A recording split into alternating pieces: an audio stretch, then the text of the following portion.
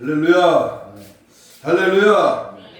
하나님의 은혜와 사랑이 오늘도 사모하는 영혼을 만족케 하시고 주의 말씀을 들을 때에 성령 하나님이 깨닫게 지혜와 믿음과 명철로 이 시간을 주장하사 큰 은혜가 임하기를 주님의 이름으로 축복합니다. 11월 우리 결실의 계절을 맞이하여 우리 교회는 지금 진리 지은 죄를 회개하며 기도와 감사의 달이라고 하는 주제를 삼고 지난 주간에는 죽음에 이르는 7가지 죄에 대해서 말씀을 드렸고 오늘은 교만한 죄를 회개하라. 7가지 죄 중에서 가장 먼저 등장하는 교만의 죄를 회개하라는 이 회개의 말씀을 통해서 우리 모두가 은혜 받고 다음 주에는 추수감사주일에 대한 말씀을 드리고 그 다음 주에는 이제 무슨 말씀을 드리느냐면은 분노의 죄 그리고 탐욕의 죄 이렇게 돼서 몇 가지 11월달 감사와 또 우리가 시작하는 다니엘 기도회를 통한 기도와 그리고 하나님 앞에 지은 죄를 회개하고자 하는 마음으로 말씀을 이렇게 접근하고 있습니다. 평신도로서 우리 시대에 커다란 영향을 끼쳤던 C.S. 루이스라고 하는 교수는 우리가 살고 있는 시대를 구도 정신을 상실한 시대라고 진단했습니다. 구도 정신을 상실한 시대. 무슨 말이냐? 그 증거 중에 하나가 현대인들에게는 더 이상 죄를 향한 진지한 접근이 없다는 것입니다. 자기의 죄 때문에 고민하고 또 아파하며 그 죄를 극복하려고 노력을 하는 그런 눈물을 흘리며 노력하는 사람이 그렇게 많지 않다고 하는 점입니다. 그렇기 때문에 죄에서 구원받은 감격도 또 죄를 이기는 그러한 환희도 경험하지 못하는 신앙인들이 얼마나 많은지 모릅니다. 사실 오늘날 이 죄악이라고 하는 단어 자체가 실종 위기를 맞았는지도 모릅니다. 사람들은 이 죄라고 하는 말을 너무나 싫어한 나머지 그 말 대신에 환경에 대한 부적용, 정서장애, 습관적인 집착증 등의 심리적인 용어를 사용해 가면서 이 죄라고 하는 말부터를 도피하려고 합니다. 딴 거 보지 마세요. 오래전에 칼 매닝거라고 하는 정신의학자가 이런 경향이야말로 현대인의 정신건강에 전혀 도움이 될 수 없는 조류라고 지적한 바가 있습니다. 죄에 대한 해결은 죄를 죄로 인정할 때에 비로소 가능할 수가 있습니다. 이것은 내가 지은 죄야. 이 죄가 내 안에 있어. 나는 죄 가운데 빠져 있어. 스스로 자기가 죄인임을, 죄 가운데 있음을 인정할 때 그 죄는 소리치며 나갈 수 있다는 겁니다. 예를 들면 집안에 독약이 든 병이 하나 있다고 합시다. 어떤 특별한 경우에 도움이 될 수 있는 것 같아서 보관하고 있는데 그 병에다가 독약이라고 써 붙여 놓으면 별로 기분이 좋을 것 같지 않아서 설탕이라고 써 붙여 놓았다고 이렇게 가정을 해봅시다. 그러면 어떻게 되겠습니까? 그것이 우리에게 도움이 되겠습니까? 오히려 더 큰 위험을 초래하게 될 겁니다.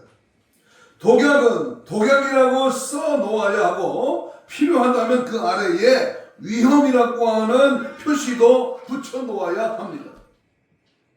독약은 독약이라고 말해야 되고 죄악은 죄라고 말해야 합니다. 요즘 설교가 죄를 지적하는 설교를 싫어합니다. 그 죄를 지적하면 그 사람이 시험에 들고 얼굴색이 달라집니다. 표정이 굳어집니다. 이게 무슨 현상일까? 이 현상이. 이 시대에 영적 각성, 영적 부흥이 일어나기를 원한다면 우리 한 사람 한 사람이 자기 죄에 대하여 정직하고 거기에 진지하게 대면해야 합니다. 저는 성경이 지적하고 있는 아주 중요한 7가지의 죄악에 대하여 말씀을 증거하고 있습니다. 그 7가지 중요한 죄악의 리스트는 기독교 역사에서 4세기 무렵에 출현했습니다. 이 7가지의 큰 죄악이라는 말은 처음에 썼던 사람은 글레고리 대제였던 것으로 그렇게 전해집니다. 그런데 왜 하필이면 7가지의 죄라고 이 죄악이라고 했을까요? 그 2가지 이유가 분명히 있습니다. 첫째는 당시의 유대인들은 7이라고 하는 숫자로 보았기 때문에 우리가 범하는 그 모든 죄악을 대표한다는 의미에서 7가지라고 하는 명칭을 사용한 것으로 보입니다. 둘째는 중세기의 경건 서적들을 보면 경건을 추구하던 사람들이 일주일 단위로 매일 한 가지 죄악과 더불어 씨름을 하면서 그 죄악을 극복하려고 날마다 노력했다는 것을 알 수 있습니다. 그래서 일주일 곧 7일 동안에 7가지 죄악을 말하는 것으로 보입니다. 그 7가지 죄악에 제일 먼저 등장하는 이 교만은 모든 죄의 뿌리가 되고 모든 죄의 어머니가 될 수 있습니다. 그래서 오늘 저는 결실의 계절에 맞는 말씀을 드리려고 준비하다가 우리 11월달 한 해를 서서히 저물어가면서 이 풍성한 결실의 계절에 먼저 우리가 무슨 죄를 내어 뱉어야 되느냐, 회개해야 되느냐. 교만은 모든 죄악의 뿌리가 되기 때문에 그렇습니다. 이 교만에 대해서 모든 죄악의 뿌리가 될 수 있는 것은 토마스 아퀴나스는 교만은 모든 죄악의 어머니라고 이렇게 말했습니다. 여러 다른 죄악들이 모두 교만으로부터 나옵니다. 그래서 다른 모든 죄악은 바로 교만의 자녀라고 할 수 있습니다. 다시 말하면 교만이 질투를 낳고 교만이 분노를 낳고 교만이 탐심을 낳게 됩니다. 그래서 교만은 모든 죄악의 뿌리가 되고 어머니가 된다고 토마스 아퀴나스는 말을 했던 것입니다. 본문 누가복음 18장 9절로 14절에는 우리가 잘 알듯이 바리새인과 세리의 그 기도가 성전에 올라간 비유로 기록되어 있습니다. 기도하러 성전에 올라간 바리새인들과 세리의 기도는 우리 예수님이 본문을 통해서 분명히 지적하고 있는 말씀이 뭐냐? 바리새인들의 이 교만의 죄를 폭로하고 계신 겁니다. 9절을 읽겠습니다. 9절 본문 누가복음 18장 9절입니다. 시작. 자기를 의롭다고 믿는 다른 사람을 멸시하는 자들에게 이 비유로 말씀하시되. 이 비유를 말씀하신 대상은 누구요? 자기를 의롭다고 믿고 다른 사람을 멸시하는 자들이었습니다. 바로 이들은 누구냐? 바리새인들입니다. 나와 여러분을 말하는 겁니다. 그들은 자기를 의롭다고 믿고 다른 사람을 멸시했습니다.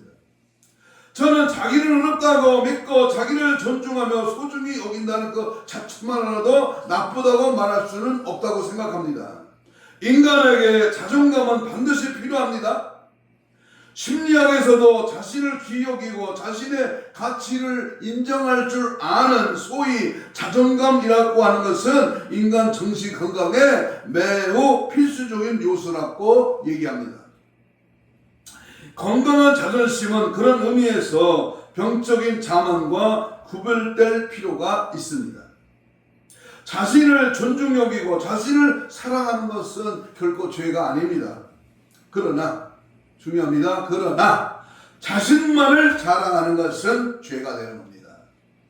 여기서부터 문제가 생깁니다. 본문에 나타난 바리새인들은 자기를 의롭다고 믿고 다른 사람들을 멸시했습니다.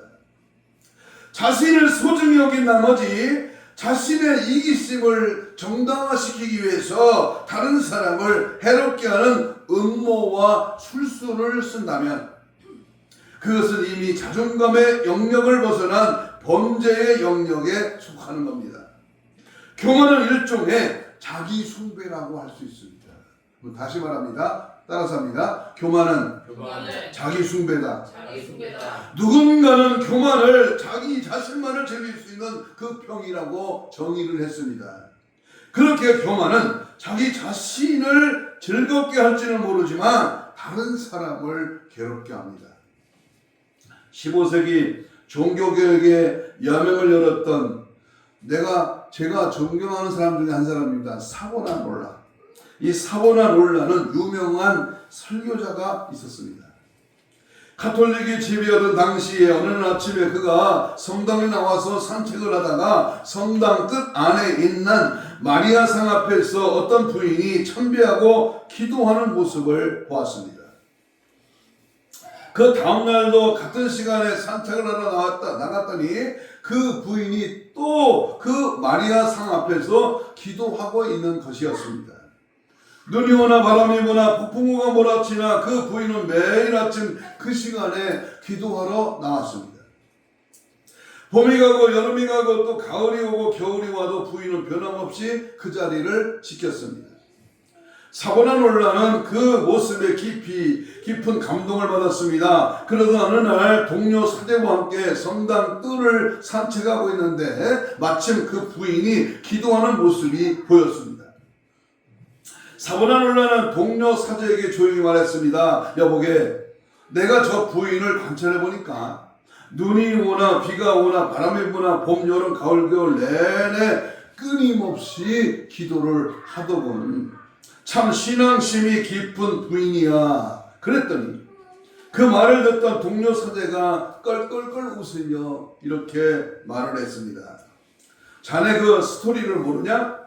옛날에 저 마리아상을 주목할 때에 어떤 예술가에게 의뢰를 했었는데 그 예술가가 마리아상의 모델을 찾다가 처녀이던 바로 저 여인을 찾았다고 하네. 자신을 모델로 한 저 마리아상을 만들어진 후에 그 여인은 매일 저 상 앞으로 출근하기 시작해서 지금까지 결석한 일이 없다는 거야. 이렇게 대답했습니다. 뭘 말합니까? 그 부인은 종교의 이름으로 자기 자신을 숭배하고 있었던 것입니다. 돌덩어리에다가 기도하면 뭔 소용이 있어. 돌덩어리에. 자기 모습을 만든 조각 앞에 절해봤자 뭔 소용이 있어. 부처 앞에 마리아상 앞에 아니면은 이 촛불 앞에 아무리 절해야 무슨 소용이 있냐고. 이 자기 숭배의 경향, 이것은 모든 사람의 마음속에 있을 수 있는 병입니다. 사탄은 에덴 동산에 하와를 찾아와 어떤 유혹을 던졌습니까? 너희가 그것을 먹는 날에는 너희 눈이 밝아져서 하나님같이 된다고 창세기 3장 5절에서 유혹을 합니다. 네가 하나님같이 된다, 네가 절대자가 된다라고 하는 유혹입니다. 우리가 자기 자신을 절대화시킬 때에 혹은 자기 주장을 절대화시키기 시작할 때에 교만이라는 질병이 찾아올 수 있습니다. 교만은 자기 중심성에서 비롯된다고 하는 재앙입니다. 자기 자신을 철저하게 십자가에 못 박아야 합니다. 내가 죽어야 예수가 사는 거예요. 내 자아가 깨지고 박살나야 주님 일하십니다. 그러므로 내가 하는 사람 조심해야 됩니다. 내 잘난 맛, 내 꼬라지, 내 형편을 자꾸 드러내려고 하는 사람, 그게 바로 교만한 사람이에요. 내 대신에 누구를 높여야 돼요? 주님을 높이고 주님의 은혜를 자랑하고 주님의 십자가를 보여주고 주님께서 일하셨습니다. 주의 은혜입니다. 주님이 도와주십니다. 오직 예수를 높여야 하는데 지가 앞서 지가 나가. 주일학교 어린이 노래 이런 말 했어요. 지가 하더라. 두 번째, 교만이란 이웃과 나 사이에 벽을 쌓고 담을 쌓는 것이 죄악입니다. 본문에서 바리새인이 기도하는 모습은 성경에서 어떻게 보여줍니까? 우리 11절을 읽겠습니다. 11절 시작. 바리새인은 서서 따로 기도하여 이르되 하나님여 나는 다른 사람을 곧 토색 불이 가늠하는 자들과 같지 아니함을 감사하나이다. 같지 아니함. 이 말을 우리가 주목해야 합니다. 바리새인이 기도하던 자리는 세리와 구별이 된 자리였습니다. 따로 서서 기도했다고 말합니다. 세리와는 같이 기도하기도 싫어서 아예 자리를 따로 해서 기도하고 있었습니다. 또 바리새인의 기도에는 두 번씩 반복되는 단어가 있습니다. 그것은 같지 아니하다는 말입니다. 다른 사람들 곧 토색 불의 가늠한 자들과 같지 아니함을 감사한다. 바리새인들은 세리를 로마에 아부하는 사람, 백성들의 피를 빨아먹고 사는 인간답지 않는 인간들, 상대할 가치도 없는 사람들이라고 생각했습니다. 이처럼 주님은 세리를 멸시하고 있는 바리새인들의 마음속 깊은 곳에 자리한 우월감 아니 교만의 뿌리를 보셨습니다. 만약에 바리새인들이 세리를 바라보면서 저 사람이 비록 못된 일을 하는 것은 사실이고 우리 민족에게 상처를 주는 것도 사실이지만 그럼에도 불구하고 하나님의 형상대로 지음을 받은 사람이야. 저 사람 안에도 하나님의 손길이 있고 하나님의 생명이 있고 하나님의 인격이 있다라고 생각을 가졌더라면 그들에게 어떻게 대했을까요? 우리 모두가 타락했고 그 타락한 성품을 가진 나도 저 세리와 마찬가지로 하나님 앞에 죄인이라고 하는 사실을 인지했다면 바리새인은 세리에게 어떤 모습으로 다가갔을까요? 우리는 이웃과 교제할 때 교제의 폭을 지나치게 좁히는 것에 대하여 조심할 필요가 있습니다. 어떤 사람들과는 교제하지 않겠다고 해서 특별히 사람끼리 파벌을 만들기 시작할 때 그 배후에는 무서운 우월감과 교만의 뿌리가 도사리고 있음을 잊지 마십시오. 이웃에게 지나치게 공격적이고 비판적인 태도를 갖는 것도 조심해야 합니다. 남의 티는 보면서 자기의 눈에 둘보를 보지 못하는 것, 이것 또한 교만이라고 무서운 병의 한 증후라고 할 수 있습니다. 이런 사람들일수록 자기가 남을 비판할 때에 건설적인 비판이라며 합리화하는 모습을 보입니다. 이런 사람들의 공통적인 질병이 바로 교만이라고 하는 병입니다. 이런 사람이 가정에 있으면 가정 전체가 몸살을 앓습니다. 또 이런 사람이 공동체 안에 있으면 공동체가 큰 고통을 당할 수 있습니다. 반면에 겸손한 사람들은 다리를 놓습니다. 예수님은 다리를 놓기 위하여 이 땅에 오셨습니다. 우리가 그리스도의 후예이고 그리스도의 제자라면 마땅히 다리를 놓는 사람이 되어야 되지 않을까요? 나 때문에 이웃이 화목한지 아니면 나 때문에 공동체가 몸살을 앓고 있는지 한번 생각해 볼 필요가 있습니다. 공동체가 필요로 하는 사람은 다리를 놓는 사람, 다시 말하면 겸손한 사람입니다. 공동체는 교만한 사람을 필요하지 않습니다. 교만한 이웃과 나 사이에 단전의 벽을 쌓는 것은 분명코 죄악입니다. 나 때문에 그리스도가 높여지고 나 때문에 예수님의 성품이 드러나는, 그래서 우리가 잘 알듯이 죄악의 담을 허무는 유일한 방법은 바로 겸손입니다. 마태복음 11장 29절에 유명한 말씀이 있죠. 나는 마음이 온유하고 겸손한 나의 멍에를 메고 내게 배우라. 예수님의 겸손의 영이 임하기를 축복합니다. 겸손이 우리 몸에 배어 있어요. 남을 해치거나 남에게 악을 쓰거나 대드는 게 아니라 사랑하고 용서하고 섬기고 배려하고 대접하는 마음. 이것이 복된 마음이요, 이것이 주님의 마음인 줄로 믿습니다. 세 번째는 교만은 하나님 앞에서도 자신을 속이려고 하는 죄입니다. 11절 12절을 찾아봅니다. 본문은 기도에서의 제약된 모습을 우리에게 보여주는데요. 11절을 건너뛰면 하나님이여 나는 다른 사람들 곧 토색과 불의와 간음을 하는 자들과 같지 아니하고 이 세리와도 같지 아니함을 감사합니다 라고 해놓고서 나는 2대에 2번씩 금식하고 또 소독의 11절을 드립니다 라고 자랑을 했습니다. 바리새인이 이 기도에서 강조된 단어가 하나 있습니다. 그것은 나라고 하는 단어입니다. 나. 우리말 성경에는 2번밖에 나오지 않는 것으로 번역되어 있지만 원문에는 구절마다 나라고 하는 단어가 나옵니다. 나는 다른 사람들 그 토색불이 가늠하는 자 같지 아니하고 나는 이 세리와 같지 아니함을 감사합니다. 나는 1에 2번씩 금식하고 나는 소득의 11절을 드립니다. 이것이 좀 더 정확한 원문에 가까운 표현입니다. 기도의 주어는 무엇입니까? 여러분 우리가 늘상 고백하는 이 기도의 주어는 하나님입니다. 하나님 저를 불쌍히 여기시고 용서해 주세요. 하나님 당신의 뜻을 따라 살게 해주세요. 이처럼 기도의 주어는 하나님이 되어야 됩니다. Lord, 오 마이 갓, 하나님 나의 하나님. 네?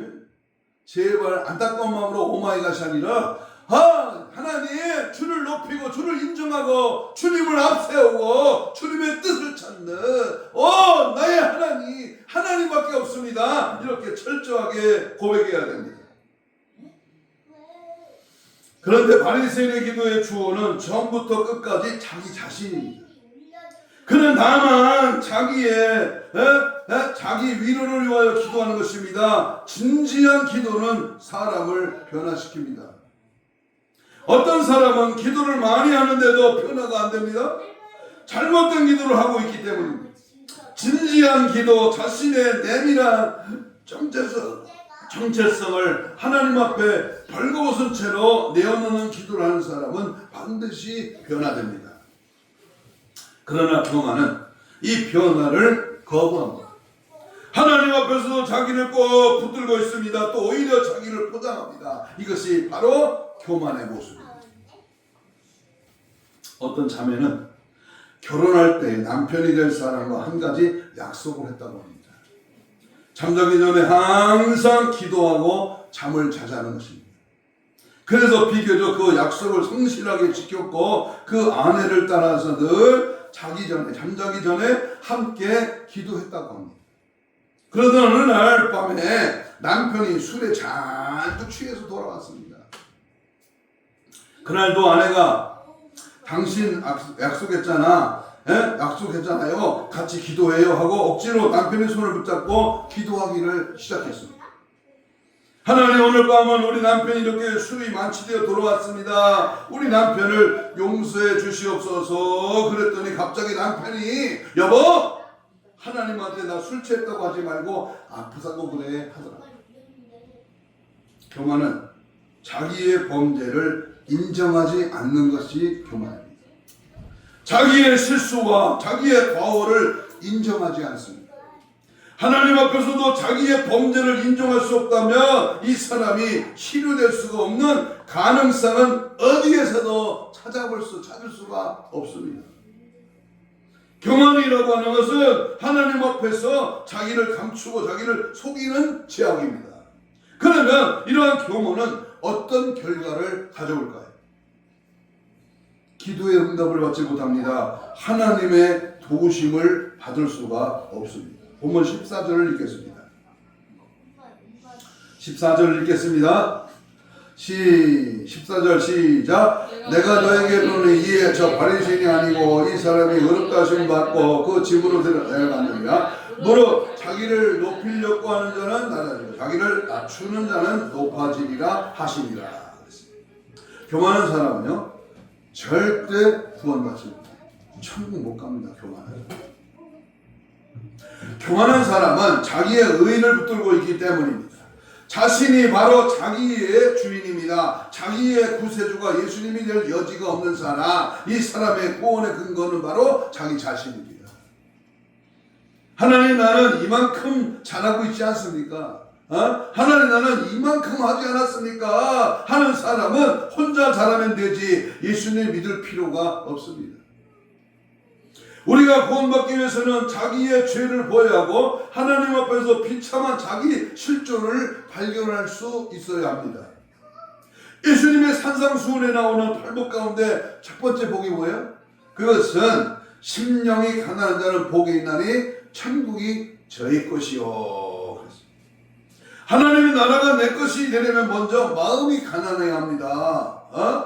그 마음이 부유해서는 절대로 갈 수 없다는 것이죠. 그래서 내 것이 되려면 먼저 마음이 가난해요. 마음이 부유하지 말고 하나님이 아니고서는 저는 살 수 없습니다. 제 부족함과 연약함과 죄와 병든 모습을 하나님께서 다 아십니다. 제가 주님을 의지합니다. 이렇게 나와요. 죄인이 나를 위하여 죽으시고 부활하신 예수 그리스도를 의지하는 그 순간 하나님께서 그 사람을 의롭다 하시고 의롭다 하신다고 성경은 말씀합니다. 이것이 복음의 역설입니다. 죄인됨을 인정하고 예수를 믿는 순간에 오히려 그가 의롭다함을 받는 것이지요. 반대로 하나님 앞에 당당하게 자기를 내세우는 사람은 하나님 앞에 설 자리가 없습니다. 교만한 사람은 그래서 구원받을 수가 없는 것입니다. 어떤 사람이 복음을 깨달아서 예수를 믿고 구원을 받았다고 합시다. 그러나 믿는 성도에게는 교만의 유혹은 여전히 도사리고 있습니다. 성도가 교만할 때 그에게 일어날 수 있는 최악의 상태는 하나님의 축복, 하나님의 더 깊은 은혜를 경험할 수 없게 되는 것입니다. 그는 하나님의 축복과 은혜로부터 단절될 수밖에 없습니다. 교만한 사람은 하나님의 도움을 필요로 하지 않는 사람이며 하나님이 도와줄 여지가 없는 사람이기 때문입니다. 우리가 잘 알듯이 지난 주간에 살펴봤죠. 계시록 2장 3장에 보면 소아시아 7교회 나오는데 그 중에 라오디게아 교회 교인들이 교만했던 것 같습니다. 그들은 이렇게 말했습니다. 나는 부자라 부유하여 부족한 것이 없다고. 계시록 3장 1절 이하에서 말합니다. 그들은 실제로 부자였고 마음도 부자였습니다. 그래서 하나님을 의지하지도 않고 기도도 하지 않았던 것 같습니다. 그런데 주님은 이렇게 그들에게 말하고 있습니다. 내 곤고한 것과 가련한 것과 가난한 것과 눈먼 것과 벌거벗은 것을 알지도 못하는도다. 하나님께서 그들을 보실 때에 그들은 결코 부유한 자가 아닙니다. 겉으로는 껍데기는 부유해. 좋은 거 발라 처발도 없고 먹은 거 잘 먹고 저금 통장에 처분돼 있고 집도 있고 괜찮아 살만해 넉넉해 부자야. 그런데 내 속은 내 영은 곤고하고 갈급해 지금. 눈멀었어 벌거벗었어. 하나님께서 물어볼 때에 가련하고 비참한 모습이에요. 우리가 지금 우리 자신이 아픔과 병드는 것, 부끄러움과 누추함을 깨달을 때에 비로소 하나님의 도우심을 구하게 됩니다. 그러나 교만한 사람들은 이 하나님의 도움을 거절합니다. 따라서 하나님의 도움을 받을 수 없다고 하는 것, 이것이 교만이 낳는 마지막 비극입니다. 하나님은 결국 그 사람을 버릴 수밖에 없습니다. 제가 신학교 때 저 황지 태백산 예수원이라는 그 토레이 박사님, 친부 박사님이 있는 그곳에 열흘 동안 수련회를 간 적이 있습니다. 하루에 5번 기도합니다. 종을 막 쳐요. 땡땡땡. 그 옛날 그 깡통 소리 나는 종을 쳐요. 그러면 일터에서 그 자리에 일을 하다 말고 기도를 합니다. 저녁에 와서는 예배드리고 아침에 새벽에 예배드리고. 예배 드릴 때 우리 신학생들이 여럿이 갔는데 이런 질문을 했습니다. 어린아이가 태어나자마자 죽으면 천국 갑니까? 지옥 갑니까? 물어봤어요. 어린애가 태어나면 천국 갑니까? 지옥 갑니까? 물어봤어요. 그분의 책상에는 한문 성경, 히브리 헬라어 성경, 영어 성경, 그리고 우리나라 성경이 5, 6권 있습니다. 그 성경에서 답을 찾아야 되지만 우리 배천덕 신부는 뭐라고 대답했느냐? 나도 모릅니다. 성경에서 말하지 않는 말은 나도 모릅니다. 정답입니다. 얼마나 겸손한지 그 모습에서 묻어나오는 그 삶을 보게 됩니다. 여러분, 본문 4절에 무릇 자기를 높이는 자는 낮아진다는 말이 있습니다. 하나님은 교만한 자를 미워하십니다. 심지어는 대적한다. 베드로전서 5장 5절에 하나님은 교만한 자를 대적하시되 겸손한 자에게는 은혜를 주신다고 선포합니다. 아멘.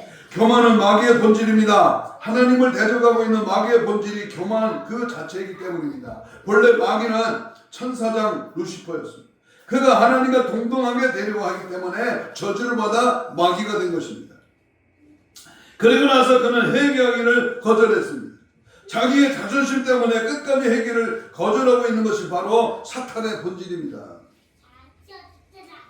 뿐만 아니라 마귀는 그 파멸의 길을 걸어가면서도 자기와 함께 파멸할 동료들을 찾고 있습니다. 그래서 인류 안에 교만을 충동질하고 있습니다. 우리 안에서도 계속 이 교만을 충동질하고 있는 것입니다. 그러면 어떻게 내 안에 충동하고 있는 이 교만의 죄를 극복할 수 있을까요? 대답은 하나밖에 없습니다. 세리와 세리의 자리에 서야 합니다. 우리는 세리의 태도를 배워야 합니다. 그 세리의 기도를 배워야 합니다. 세리는 어떻게 기도했습니까? 13절 있습니다. 시작. 세리는 멀리 서서 감히 눈을 들어 하늘을 우러러보지 못하고 다만 가슴을 치며 가로되 하나님이여 불쌍히 여기시옵소서 나는 보다 세리로서이다 하였습니다. 하나님의 도우심을 필요로 하고 있습니다. 겸손한 사람은 하나님의 도움을 받아들이는 사람입니다. 또한 겸손한 사람은 이웃의 도움도 받아들일 수 있는 사람입니다. 영성을 지으면서 리모델링 하면서 아침에 일어나면 제가 꼭 짓는 현장에 가서 기도합니다. 길게는 못하지만 하나님 이 성전의 주인이 여호와 하나님 당신입니다. 이 하나님의 몸인 이 성전이 완공되기까지 필요한 것을 하나님 공급해 주세요. 기술도 물질도 재능도 하는 일하는 모든 동역자도 붙여 주옵소서. 그래서 이 성전이 아름답게 봉헌될 때에 하나님의 영광이 드러나고 솔로몬이 성전을 건축할 때 하나님의 임재의 영광이 가득 찬 것처럼 하나님 이전을 통하여 역사하시고 이전을 통하여 이 임금각저 주관의 영혼이 상존하게 하시고 이곳에 예배하고 집회하고 풍일할 때에 많은 역사와 능력의 은혜가 넘치게 하옵소서. 기도합니다. 우리는 하나님의 도움을 구해야 되고 그 하나님의 도움을 받아야만 삽니다. 어떤 책에 보니까 겸손한 사람은 한 폭의 아름다운 그림으로 묘사를 합니다. 겸손한 사람은 한 손으로는 하나님을 붙들고 있는 사람, 또 한 손으로는 이웃의 손을 붙드는 사람, 그리고 인생의 길을 따뜻하게 걸어가고 있는 사람.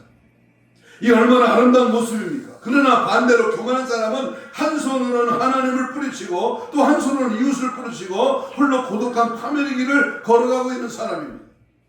우리의 인생이 파국을 맞이하지 않기 위해서는 주 앞에서 겸손한 사람으로 서기 위해서는 어떻게 해야 할까요? 오늘 성경은 하나님 저를 불쌍히 여겨줍니다. 아멘.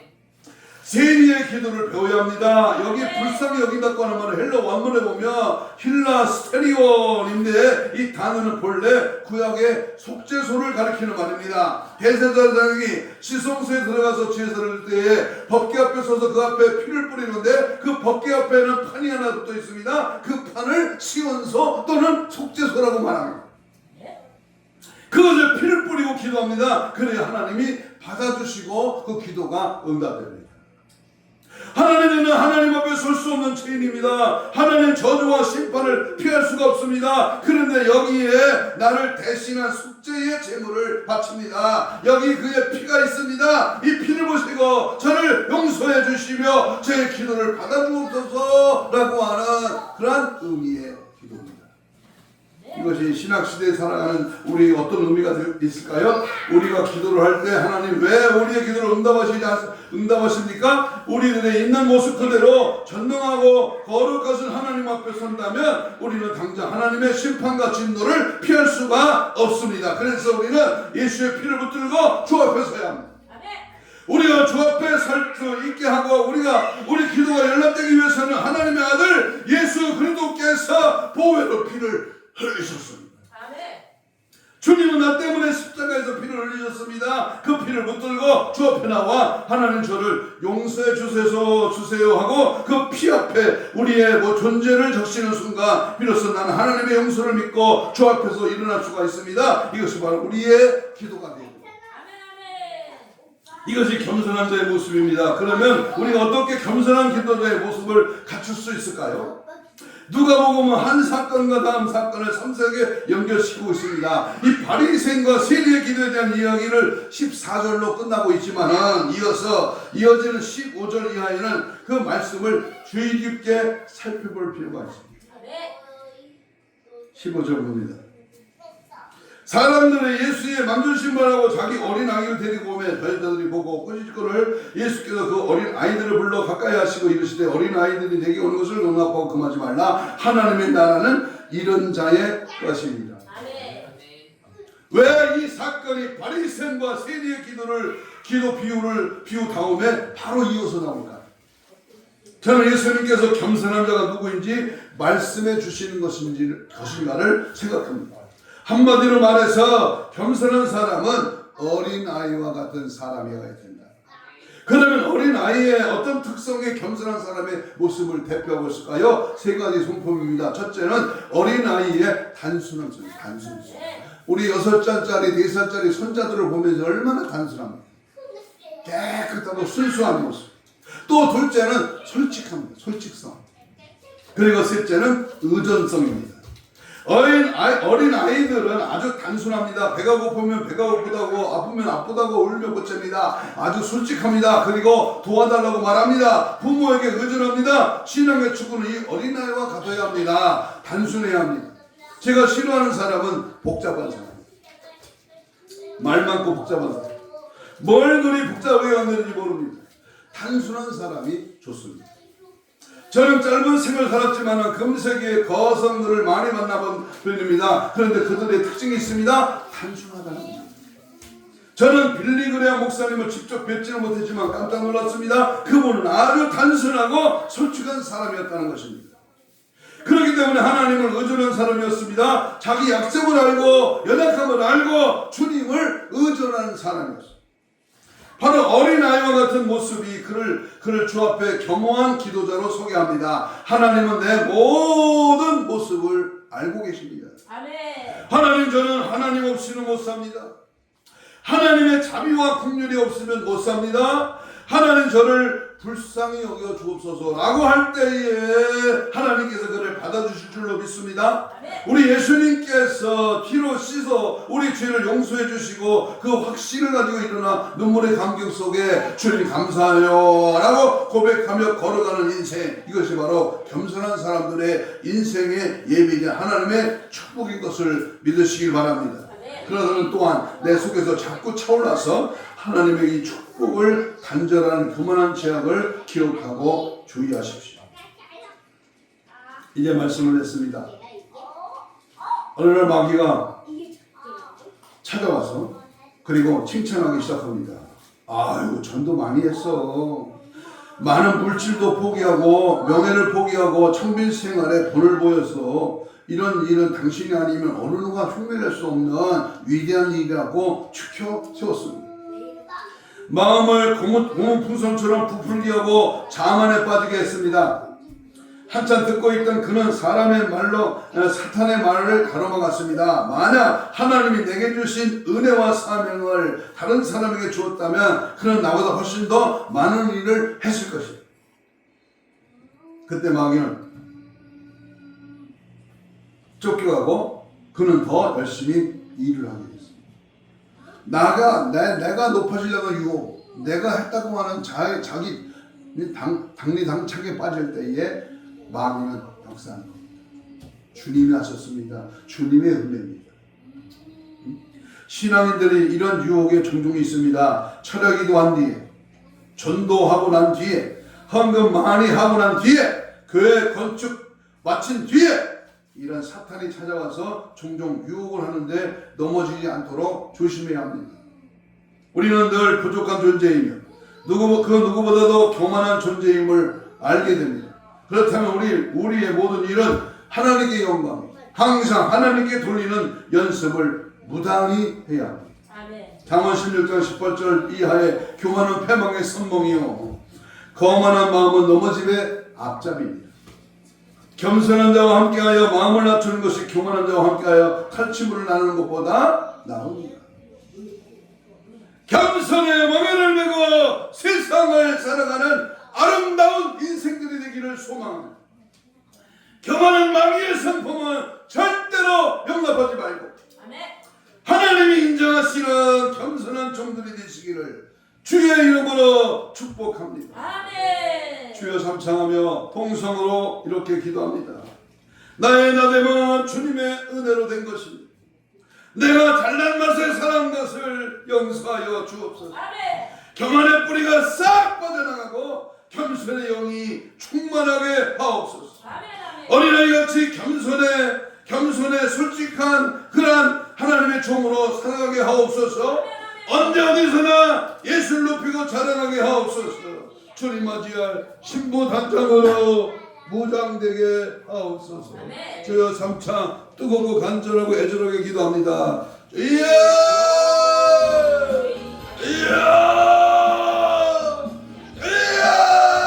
성령의 불러 나를 다스려 주옵소서. 이사야 입시되 제단 숯불에 나를 지져주시고 나를 만들어주시며 교만의 양은 예수 이름으로 떠나가 예수 이름으로 겸손의 영이 말지어다. 하나님의 거룩한 영으로 충만하게 하시고 오직 예수 믿어 겸손히 주의 뜻을 따라 믿음으로 살게 해주시고 하나님의 은혜 속에 젖어들게 하시고 경건의 뿌리는 싹 빠져나갈지어다. 겸손의 솔직함으로 어린아이같이 믿음으로 살게 하시고 언제 어디서나 예수를 높이고 지지하고 따라가고 예수를 자랑하고 예수 십자가를 바라보며 믿음 안에 말씀 안에 성령 안에 붙들려 쓰임받기를 원합니다. 불쌍히 여겨 주옵소서. 긍휼히 여겨 주옵소서. 이 나라의 민족을 불쌍히 여겨 주옵소서. 한국교회를 긍휼히 여겨 주옵소서. 우리의 가정과 교회를 불쌍히 여겨 주옵소서. 내 자신의 내 자아가 완전히 박살나 예수로 살게 하시고 예수 그리스도의 영향력을 발휘하며 십자가의 증인으로 성령의 능력으로 은혜의 말씀으로 늘 채워지기를 원합니다. 오직 나는 간도 없고 오직 예수만 살아 역사하는 은혜의 삶으로 추적되게 하시고 감사 찬송 영광에 끊이지 않게 하시고 오직 내 속에서 일어나는 성령의 불로 성령의 불같은 역사와 능력 은혜로 모든 교만의 뿌리는 싹 빠져나가 오직 예수로 충만한 성령으로 충만한 은혜의 역사로 충만한 하나님의 사람으로 온전해지게 하여 주옵소서. 가슴에 손을 얹습니다.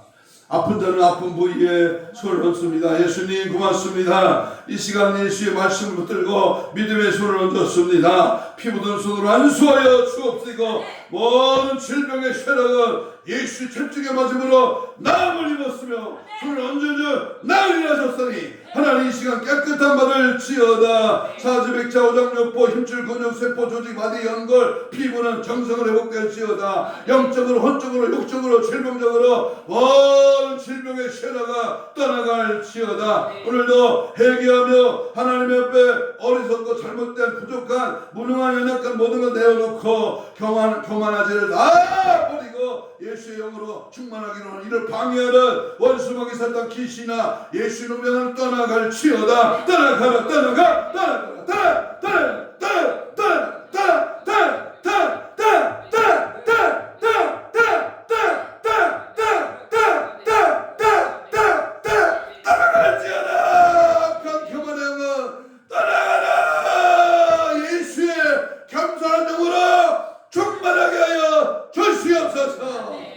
감사하며 예수님 이름으로 기도하옵나이다. 아멘.